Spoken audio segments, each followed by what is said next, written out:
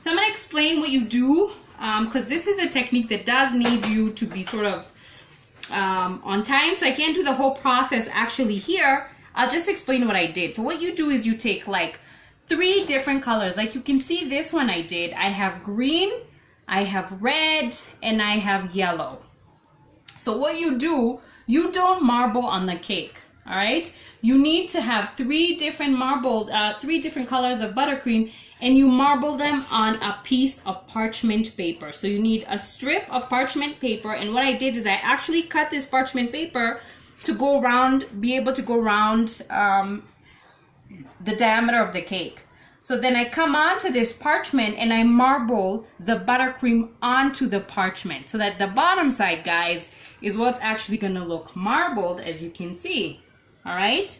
Then I take this strip and I put it into the fridge. When I put it in the fridge, I then made sure that I have a cake. Here's a cake, guys, that I have already crumb coated. Okay, so please don't mind the crumb coat. I have like sort of leftover buttercreams, and I only want to do this like only half of the cake. So I've just removed this from the fridge, and I don't want it to start melting too much. Now you might need help. Let me see if I'll need Ellie to help me, or I should be okay. Good, I should be okay. So you just want to make sure you're able to go around. Okay, so when you do this, guys, so you need your cake that's crumb coated. Then you put your buttercream, okay, and this was chilled in the fridge. After that, you do need like a fondant smoother, guys. This is gonna help you as much as possible to smoothen out the surface of our cake. And this is important because you cannot come back with a spatula, guys, and actually smooth this out, because then you'll start having the watercolor effect. So one of the things that you'll struggle with until you get it right, guys, is this sort of crinkles you're gonna see, like something like this. You can see I'm struggling with this here. You gotta try and I try and smoothen by pulling the parchment paper, and then also I take my fondant smoother and I try and smoothen it as much as possible. So this is one of those challenges when it comes to marbled buttercream. So I kind of go around doing this, and then the funny thing is that it can be straight, and then you use your fondant smoother and then you make it crinkled. So please don't do that. So you're gonna have to do this a couple of times to get the hang of it. Also, what does help is making sure your grease-proof paper surface is really straight. And I really tried, but you'll always have this one area like this, you know, that's not very smooth. So you can maybe use your fingers and try and smoothen it. All right. So I think I'm ready to now peel this off. This is why this needs to be chilled. And we're gonna slowly peel this off. And if I start getting pieces that are coming out, I use my fondant smoother. So what's happening here is that my cake, if your buttercream stays out too long, it'll start sticking. But this is doing well so far. So if I feel it sticking, I come with my smoother and I do that. That should be okay. Just watch those edges.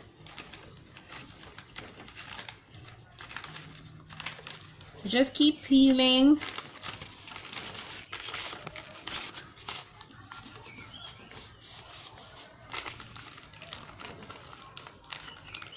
Now if you're having an issue like I'm having, as you can see, this did start to actually kind of melt on me, or like, you know, soften.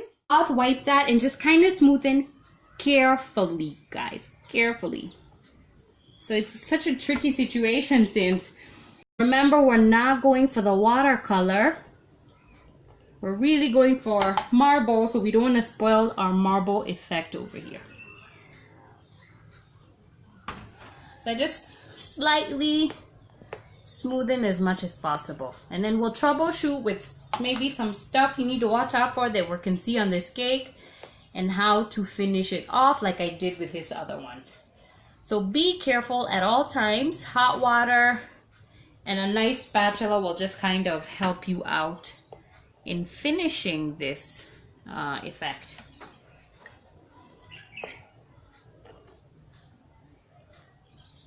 So carefully, as you can see guys, if I go too much, it's starting to look like a watercolor. So gotta be careful. But sometimes it might look good, you know? I just don't want this little things I'm having on the side. If you find a hole, guys, you know, apply just a little bit more pressure so that you can look like you're getting those holes. So it's like a delicate balance on smoothing.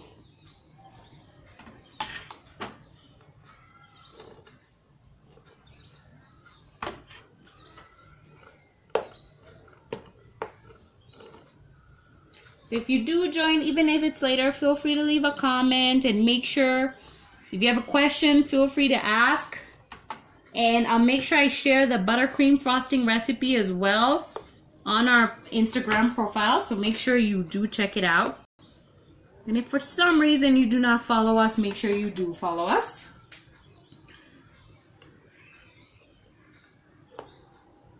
Alright, so as you can see, this is basically marble, guys, and I'm not gonna go too much with smoothing because I'm starting to mix it up.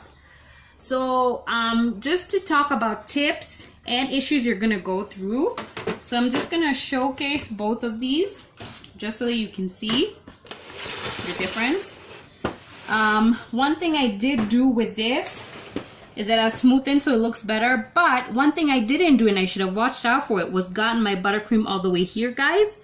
So you have two options. You can just always make sure you get it right, or at this point you can actually come with some buttercream here and cover it. But you see, it won't have the nice look. So that's something I should have just basically kind of done so that my buttercream can get it all the way. Also, you can also use your fondant smoother to push it all the way. Now, another thing you're going to encounter, guys, is that you're going to see the spaces you're seeing at the bottom right here. Because, you know, you can, unless you really measure it, you're just going to have these spaces. So if you check out on this cake, what we did is literally come in filling the edges over here with frosting. All right, so just come with your frosting, whether it's the red one, whichever, and you just kind of come in and filling. And I just fill in and I just do this, right? I fill in and I go doing this, and water is going to be really of help. So if you come filling it in there, you should be fine, and it should have a nice finish.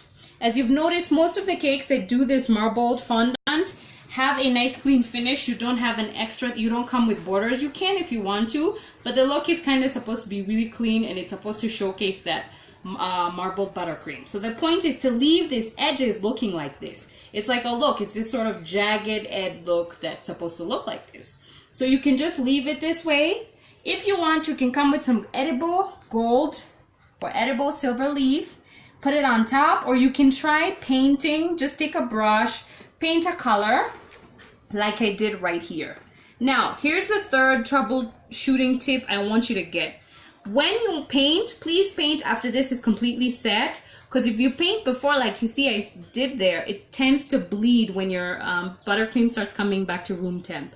So wait for this to completely set, right? And then you come here and you start kind of dabbing a little bit of color. You can take your gold dust and a little bit of alcohol, like some vodka, and you can just dab it all around. And then what I do is I'm actually helping my little buttercream over here become like curved. I'm making sure I have these little jaggedy edges right here. So you can do that instead to just kind of help you. But the best thing is just to make sure your buttercream, when you do it on the parchment paper, comes above the cake. That's how you get this effect. But you don't have to do this. You can also decide to just shave and finish off in a regular way if you'd like to do that. So it's just an effect which you can just play around with and have. So the other problem you're probably going to have is this. As you can see, there's some holes and some sort of bumps, and the bumps you fix them the way I told you by taking a fondant smoother and smoothing, and then maybe you can come with a spatula and kind of smoothen that. So basically this is a really simple way of doing your marbled fondant as you get more proficient and you start getting kind of confident in it. So if you're able to do it, it's awesome. The last thing I wanted to share with you guys is that there's two ways of doing this marbled fondant, buttercream, sorry. So the first thing I did with this cake, just to test it out, you place your buttercream on the parchment paper, then you place it on the cake, and you put the cake and the parchment in the fridge or the freezer. When it sets, you come out and peel it off. That method works.